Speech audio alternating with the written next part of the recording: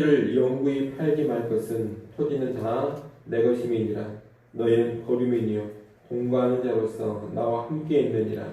너희 기업에 온 땅에서 그 토지 무르기를 허락할지니 만일 내 형제가 가난하여 그의 기업 중에서 얼마를 팔았으면 그에게 가까운 기업 물을 자가 와서 그의 형제가 판 것을 물을 것이요. 만일 그것을 물을 사람이 없고 자기가 부유하게 되어 물을 힘이 있으면 그 판 해를 계수하여 그 남은 값을 산자에게 주고 자기의 소유지로 돌릴 것이니라.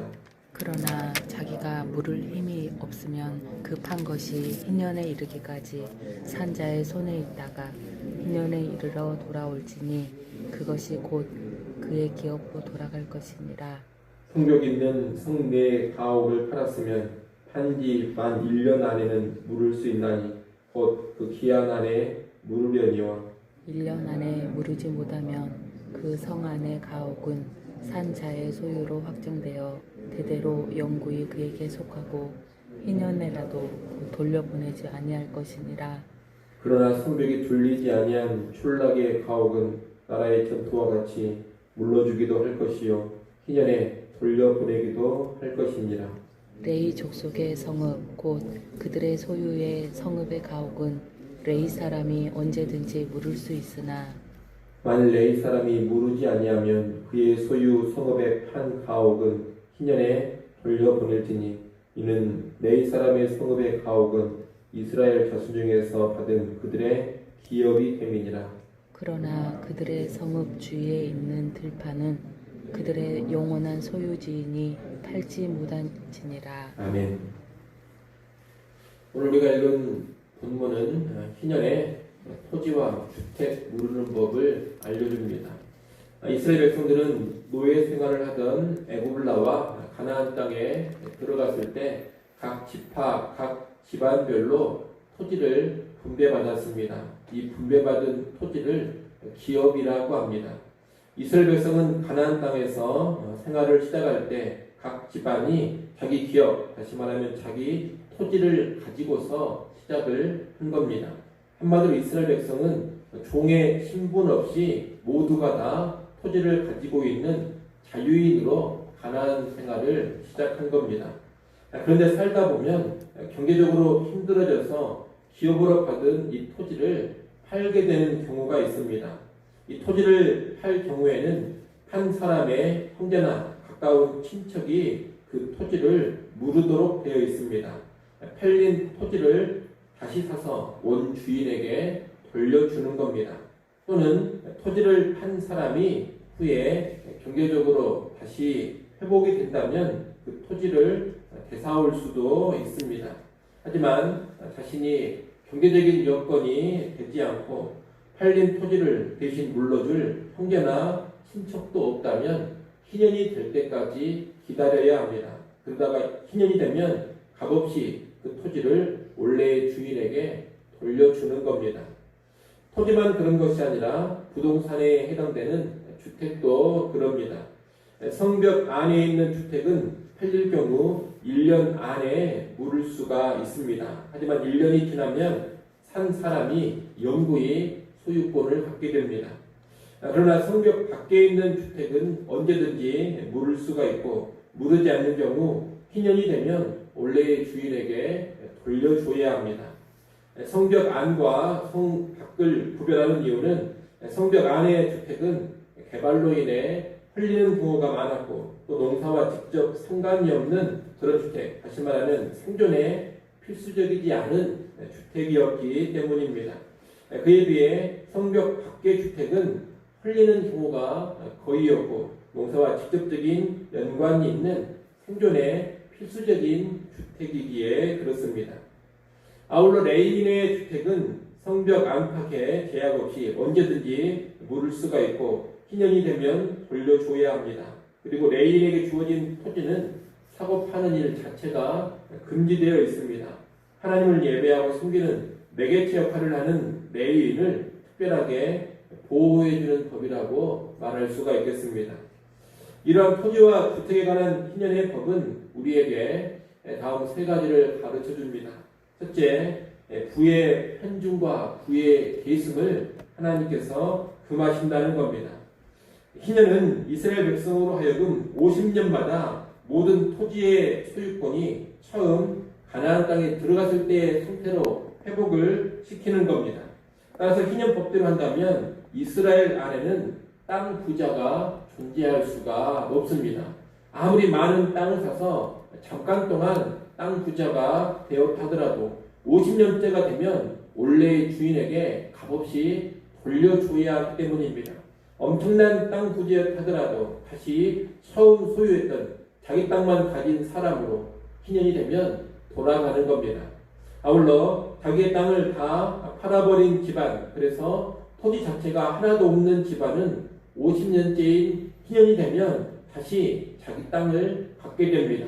계속적인 빈곤에 시달리지 않고 다시 정상 생활을 하고 회복할 수 있는 그런 토대를 50년마다 갖게 되는 겁니다. 이 희년법대로 하면 부가 대대로 계승되기가 힘듭니다. 또한 가난도 대대로 계승되지 않습니다. 부익부 빈익빈이 나타나는 현상이 50년 단위로 끊어지는 겁니다.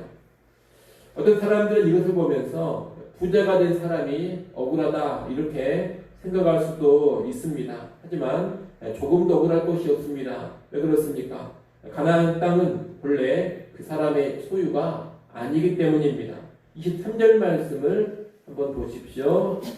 23절 말씀을 여러분이 한번 읽어보십시오. 23절 읽습니다. 토지를 영구히 팔지 말 것은 토지는 다 내 것임이니라. 너희는 거류민이요 동거하는 자로서 나와 함께 있느니라. 아멘. 여러분, 토지는 누구 것이라고 합니까? 내 것이. 여호와 하나님의 것이라고 합니다. 그럼 이스라엘 백성은 어떤 존재냐? 토지의 주인인 하나님으로부터 땅을 위임받은 존재에 지나지 않는 겁니다. 달리 말하면 하나님이 토지의 원주인, 진정한 지주가 되시고 이스라엘 백성들은 모두가 다 지주이신 하나님의 땅을 위임받아서 농정을 하고 있는 소작농들인 겁니다. 따라서 토지의 주인인 하나님이 누구에게 줘라 그러면 그대로 줘야 하는 겁니다. 자기 것이 아니기 때문입니다. 바로 이 정신, 토지의 주인은 하나님이라는 정신에 의해서 희년에 토지나 주택을 아무런 대가 없이 원래 주인, 처음 기업을 분배받은 그 사람에게, 그 집안에게 돌려주는 겁니다.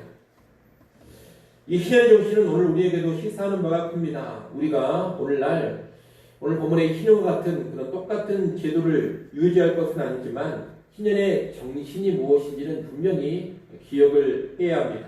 우리의 모든 재산은 내 것이 아니라 하나님의 것입니다. 이것을 철저히 기억해야 하는 겁니다. 이것을 기억하고서 어떻게든 부를 집안 대대로 계승하려고 하는 그런 일은 피하고자 해야 합니다. 또한 가난이 대대로 계승되는 그런 일도 발생하지 않도록 해야 합니다. 우리는 신자로서 하나님의 뜻을 잘 알고 하나님의 뜻에 부응할 수 있어야 하는 겁니다. 여러분이 부하든 가난하든 여러분의 재산을 자꾸 자식에게 물려주려고만 하지 마십시오. 그렇게 좋은 일이 아닙니다. 자녀는 기본적으로 양육을 시켜줬으면 그 뒤로는 자기 힘으로 알아서 먹고 살 수 있어야 하는 겁니다. 아울러 국가 사회적으로도 빈익빈, 부익부 현상을 막고 가난이 계승되지 않도록 하는 그런 제도와 법안을 만드는 일에 교회와 그리스도인들은 깨어 있어야 할 것입니다. 성경은 부유함 그 자체를 부정하지는 않습니다만 부의 계승은 긍정적으로 보지 않는다라는 것을 우리가 잘 알고 살아갈 수 있어야 할 것입니다. 둘째, 이 희년은 형제 사랑을 가르쳐 줍니다. 25절 말씀을 보십시오. 25절 말씀 여러분이 한번 읽어보십시오.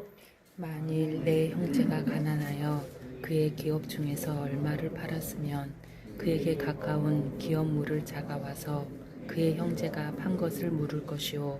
아멘. 여기 보면 기업 물을 자가 나옵니다. 이 기업 물을 자는 히브리어로 고엘이라고 하는데 가족 친지 중에 누가 가난해서 땅을 팔게 되면 그 팔아버린 땅을 다시 사서 돌려주는 일을 이 고엘이 해야 합니다.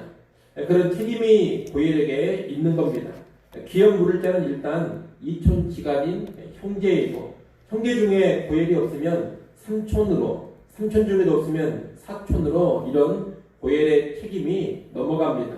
하나님은 한 가족, 한 집안의 사람들이 서로 기업 물을 자가 되어서 가난한 형제, 가난한 친족을 모른 척하지 않고 책임을 질 수 있도록 이런 법을 제정해 주신 겁니다. 그런데 형제와 친척 중에 이렇게 기업 물을 자가 없다면 결국 희년의 때에 토지를 산 사람이 아무 값 없이 원래의 주인에게 돌려줘야 하는 겁니다. 앞서 희년에 토지를 돌려주는 근본적인 이유는 토지의 주인이 하나님이시기 때문이라고 말씀드렸습니다. 또 하나의 이유가 바로 형제 사랑입니다. 토지를 산 사람, 땅을 많이 소유해서 부자가 된 사람이 이제 자기의 동포, 형제를 위해서 땅을 값없이 돌려주는 겁니다. 희년이 되면 동포의 형제로 그렇게 해야 하는 겁니다. 본래 이스라엘 백성은 애굽에서 혹독한 노예 생활을 했습니다. 그 노예들을 하나님께서 값없이 구원하셔서 젖과 꿀이 흐르는 가나안 땅으로 인도해 주셨습니다. 하나님의 소유인 땅도 거저 주셔서 자유인으로 살게 하셨고 풍성함을 누리게 해 주셨습니다. 이런 하나님의 은혜를 입은 자들로서 이스라엘 백성은 이제 서로를 향해서 마땅히 사랑을 행하고 은혜를 베풀어 줄 수 있어야 하는 겁니다. 오늘날 교회도 마찬가지입니다. 하나님의 놀라운 은혜로 구원받은 교회는 모든 사람을 사랑하되 특별히 예수 안에 한 형제 자매된 신자들, 성도들을 사랑해야 합니다. 기꺼이 베풀고 나누고 돕고 섬기는 모습을 성도들 사이에 보여줘야 하는 겁니다. 내가 할 수 있는 일, 내가 도울 수 있는 일이 있다면 물질이 됐든 시간이 됐든 기도가 됐든 위로와 격려가 됐든 육체적인 수고와 노동이 됐든 무엇이든지 할 수 있어야 한다는 겁니다. 이것이 서로를 사랑하는 성도의 모습, 교회의 모습입니다. 희년과 토지를 모르는 일과 연관된 이 형제 사랑의 정신을 오늘 교회는, 성도들은 잘 기억을 해야겠습니다. 형제 사랑의 정신을 기억하면서 이 땅을 살아갈 때 성도들 서로 형제 사랑으로 살아가는 그런 모습을 풍성하게 지닐 수 있기를 바랍니다. 마지막 세 번째로 예수 그리스도께서 진정한 희년의 성취자가 되신다는 겁니다. 이 희년은 궁극적으로 예수 그리스도를 예표합니다. 희년은 자유의 해요, 해방의 해입니다. 가난하고 억눌리고 힘들게 살던 사람들은 한결같이 이 희년을 기다립니다. 원래 가난해서 토지를 팔거나 주택을 판 사람들은 자기 친족 안에 기업 물을 자가 팔아버린 토지나 주택을 물러줘서 회복을 시켜줘야 합니다. 하지만 주변에 그런 기업 물을 자가 없다면 희년까지 기다려야 한다고 말씀을 드렸습니다. 희년이 되어야지만 원래 상태로 회복이 되는 겁니다. 그래서 희년을 간절히 기다리는 겁니다. 사실 이 희년은 주변에 기업 물을 자가 없는 사람들을 위해서 하나님께서 직접 기업 물을 자가 되어주시는 겁니다. 사람 가운데 기업을 물러줄 존재가 없으니 이제 하나님께서 나서서 주도적으로 기업을 물러주는 것이 바로 희년의 제도입니다. 그래서 희년의 기업 물을 자, 희년의 고엘은 하나님이다 이렇게 말할 수가 있는 겁니다. 이 기업 물을 자, 고엘의 개념이 예수님께 그대로 적용이 됩니다. 기업 물을 자, 고엘을 다른 말로 뭐라고도 부르느냐? 구속자라고도 부릅니다. 값을 주고 풀어주는 사람, 값을 주고 물러주는 사람이 구속자입니다. 그런데 예수님께서 바로 이런 고엘, 구속자가 되어주시는 겁니다. 그러면 무엇으로부터의 고엘, 구속이냐? 죄로부터의 구속입니다. 그 누구도 우리의 죄를 대신 물러줄 사람이 없습니다. 그 누군가 우리 죄를 구속해주면 우리가 자유할 수 있을 텐데 우리 주변에 그렇게 해줄 수 있는 사람이 하나도 없다는 겁니다. 그래서 하나님께서 구속해 주시는 그날을 기다리는 겁니다. 영적인 희년을 기다린다 이 말입니다. 하나님께서는 이런 백성을 위해서 때가 참에 예수 그리스도를 보내주셨고 십자가를 통해 죄값을 치르시고 죄로부터 우리를 구속해 주신 겁니다. 예수님으로 인해 죄로 인해 공고하고 비참하고 실마든 우리가 자유와 해방을 얻었다, 이렇게 말할 수가 있겠습니다. 예수님께서도 자기 자신이 이런 고엘 구속자라는 것을 잘 아시고 공생애를 시작하실 때 은혜의 해를 전파한다, 그렇게 말씀을 하셨습니다. 이 은혜의 해가 바로 희년입니다. 죄에 물린 사람들을 자유케 하는 희년의 성취자로 예수님 자신이 오셨음을 공생애를 시작하실 때 선포를 하신 겁니다. 여러분, 아무도 물을 수 없고 아무도 해결해 줄 수 없는 죄의 공고함을 누가 해결해 주셨느냐? 진정한 고엘, 힘든 구속자가 되시는 예수님께서 해결해 주셨습니다. 예수님이 우리의 기업 물을 자가 되어 주신 겁니다. 예수님께서 우리의 희년이 되어 주신 겁니다. 예수님 우리를 자유케 하고 해방시켜 주시는 겁니다. 이것을 잘 아시고 구속자 되신 고엘 되신 예수님을 의지해서 모든 죄의 짐으로부터 자유하는 그런 은혜를 우리는 누려갈 수 있어야 하겠습니다. 여러분, 인생을 살아가실 때 오직 예수만이 우리 죄로부터의 진정한 고엘 구속자라는 것을 잘 아시고 그분만을 의지해 살아가는 그런 성도들이 될 수 있기를 간절히 소원합니다. 기도하겠습니다.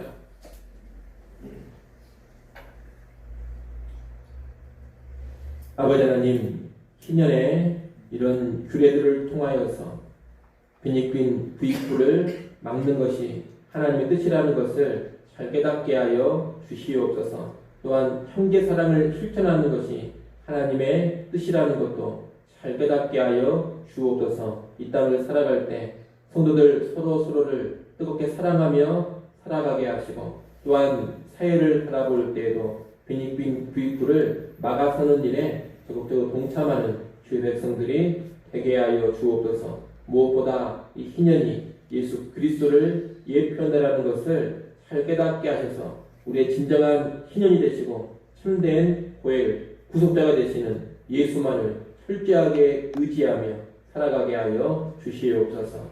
하나님, 이 새벽 시간 다시 하나님께 나와 엎드립니다. 주의 백성들을 긍휼히 여기시고 때를 따라 돕는 은혜를 베풀어 주시옵소서. 우리의 힘과 우리의 지혜와 우리의 능력으로 살고지 않은 그런 교만을 내려놓게 하시고 겸손하게 하나님 의지하고 하나님 바라보며 살아가는 주의 백성들이 되게 하여 주시옵소서. 이 새벽 시간을 통하여서 하늘의 신령한 은혜와 평강을 누리게 하시고 주의 능력을 힘입어 살아가게 하여 주옵소서. 오늘 하루 살아갈 때에도 살아계신 하나님, 부활하신 예수 그리스도와 긴밀히 동행하고 연합하는 삶 살아가게 하여 주옵소서. 예수님의 이름으로 기도드리옵나이다. 아멘.